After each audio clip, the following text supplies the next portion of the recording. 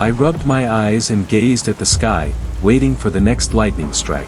Uncertain about what I had just witnessed, I was sure I had seen something, a dark ellipse-like shadow over the gray rain clouds, resembling a black hole the size of half the town.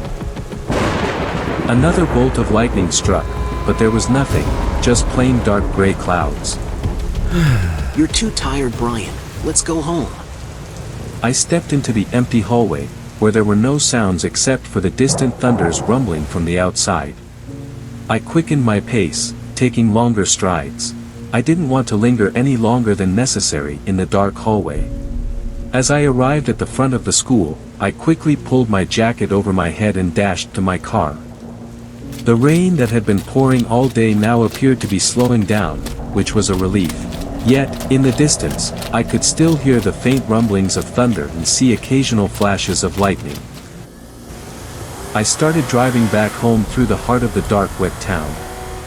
Today had been a crazy, strange day, especially during the last hour, with the things I thought I had seen, even though I knew my mind was playing tricks on me.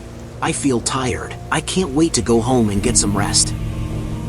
Only a couple of houses on the road had their lights on, along with the sheriff's station. I was sure that Sheriff James was still working diligently to solve the recent missing persons cases from the past few weeks.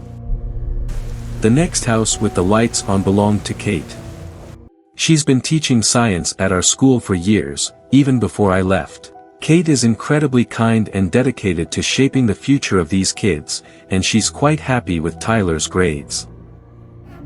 As I drove past Kate's house, I noticed something moving in the darkness, a short figure or maybe even an animal, next door.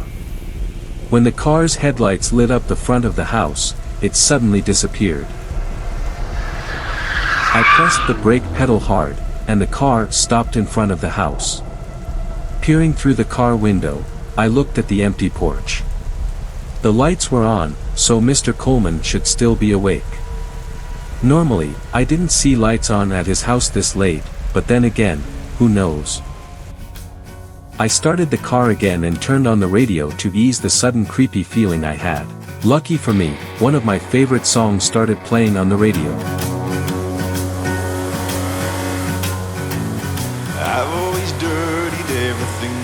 I drove past several houses, and the entire place felt really creepy at night. Then, I saw the spot where my car had crashed.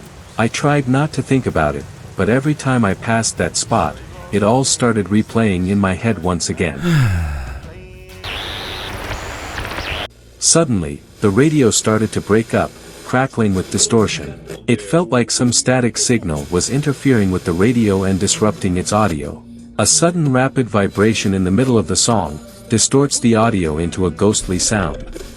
I had never believed in ghosts, but the strange occurrences that kept happening to me started to make me question my beliefs.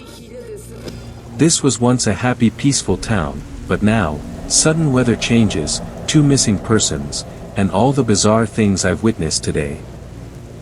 If I'm not going crazy, something supernatural is happening here. I need to find answers. But then again, not right now. First, let's go home and get some rest.